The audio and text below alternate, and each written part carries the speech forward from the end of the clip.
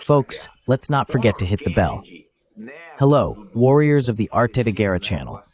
Honor Kennedy, grandson of the late assassinated Senator Robert Kennedy, and grandnephew of the also assassinated President John Fitzgerald Kennedy, says he was in Ukraine and fought on the Kharkiv front. This is our video for today, which is starting now. I am Commander Robinson-Farinazzo, a Navy Reserve officer. You are here on the ARTE da Guerra channel, a platform for military, strategic, and geopolitical analysis conducted by professionals. So let's take a look at this quite interesting story. Follow along with us. Well, folks, we need to remember, starting first with his grandfather, who is Senator Robert Kennedy. He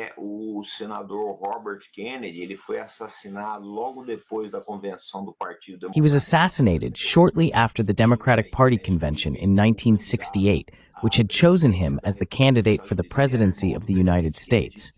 He was the brother of President Kennedy, who was also assassinated, as everyone knows.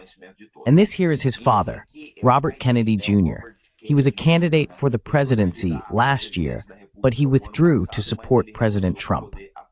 He is an anti-vaccine activist and will lead the United States Department of Health and Human Services, appointed by President Donald Trump. So this is Conor Kennedy's father. Now we will find out who Conor Kennedy is.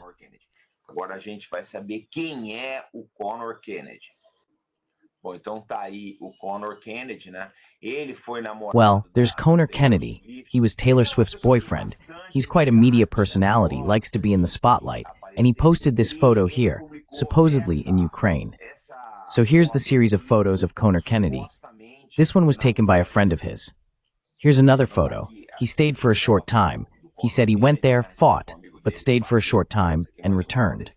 Well, let's go. This story is reminiscent of a Brazilian case that happened.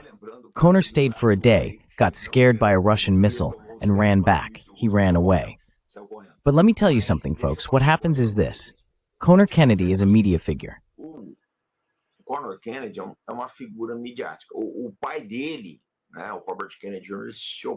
His father, Robert Kennedy Jr., openly opposes the Ukraine war.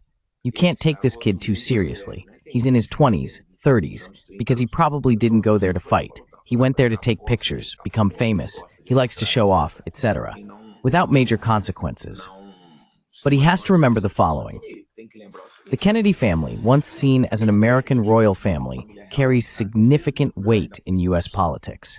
I remember his grandfather, the late Senator Robert Kennedy, was against the Vietnam War, and his campaign platform was to end the war in 1968 when he was assassinated. He probably would have been elected.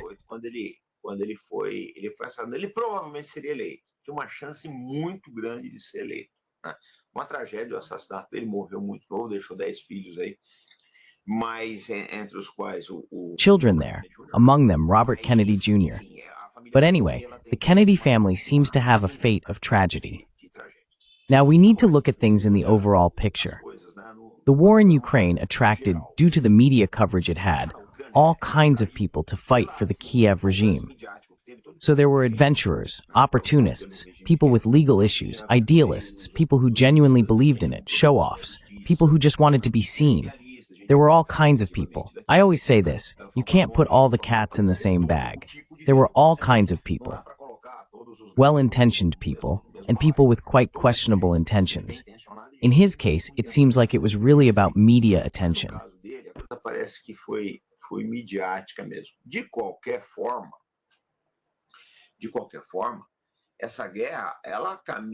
In any case, this war is perhaps heading towards a resolution. Why do we say that? The arrival of President Trump now, next week, in 6 days, will open a fork in the road. Either the war in Ukraine escalates all at once, because Trump might make a larger contribution, but that's not what he's signaling. Trump's team is not signaling support for Ukraine.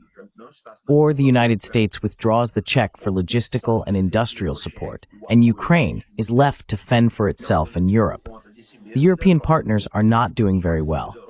The truth is that especially Germany and the United Kingdom are sacrificing their economies because of this war.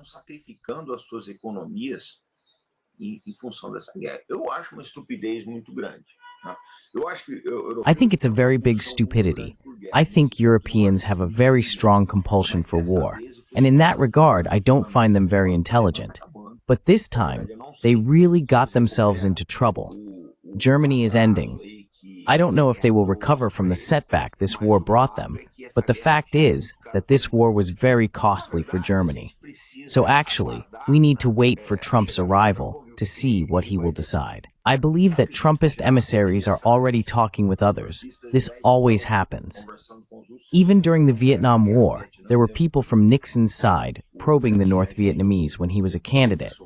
Sondando os norte-vietnamitas quando ele era candidato. Isso faz parte aí, esses back channels aí.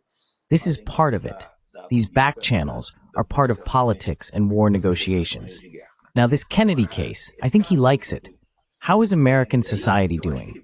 I think he's quite emblematic, this guy, in terms of how this war has become a media thing. It seems like people want to portray Ukraine as if it were the right war. The Vietnam War was the wrong war. So Muhammad Ali refused to go. A number of personalities spoke out against the war, and they want to portray the Ukraine war as the right war. There is no right war. The truth is one. I say that war is the failure of civility. When we reach such a point, everything has already gone wrong.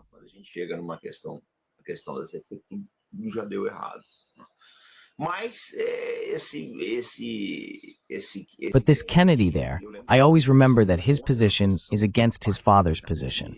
He clearly shows what a generation might be that doesn't quite understand what's happening in the world. Because you go to a war, fight in it, while your own country is in a pretty difficult situation. We see this situation in Los Angeles. They can't put out the fire, and part of the firefighters' equipment was sent to Ukraine. So, Conor Kennedy is the archetype of the lost American who thinks he's going to solve the world's problems and can't solve his own domestic issues. So, that's our video for today.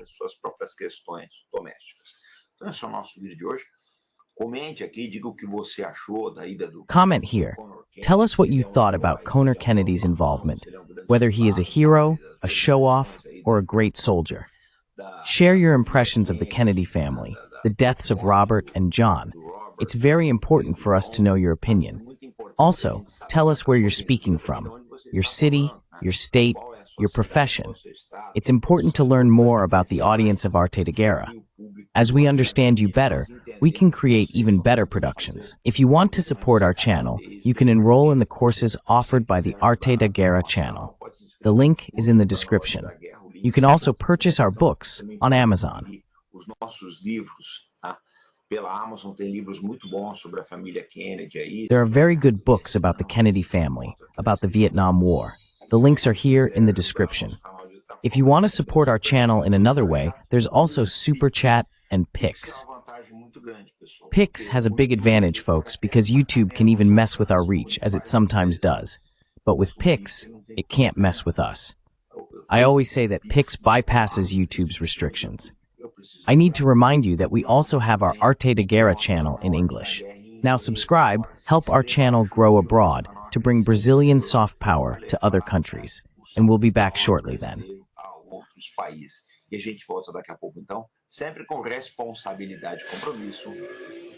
Always with responsibility and commitment. Stay in Brazil, folks. See you later. Well, folks, I will leave in the link in the description of this video our entire line of books about Ukraine, available on Amazon. There's a lot in various languages and in different formats as well. You will find things on Kindle in print format, right?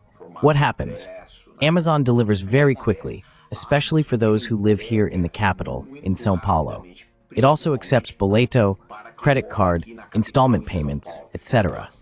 And I remind you, every time you buy books and other items on Amazon, you are helping the Arte da Guerra channel. Vocês estão ajudando o canal Arte da Guerra.